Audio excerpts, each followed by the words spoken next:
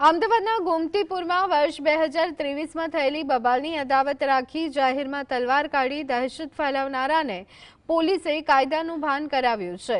ગોમતીપુર છોટા લાલાની ચાલી પાસે અફસર અંસારી, મેરાજ અંસારી અને ફૈસલ અંસારીની પોલીસે ધરપકડ કરી। ફરિયાદીના પડોશમાં રહેતા આરોપીઓએ ફરિયાદીને ગંદી અને બીભત્સ ગાળો આપી અને મારી સામે કેસ જોવે છે કહી તલવારો બતાવી અને મારી નાખવાની ધમકી આપી। પોલીસે ત્રણેય આરોપીઓની ધરપકડ કરી આગળની કાર્યવાહી શરૂ કરી છે।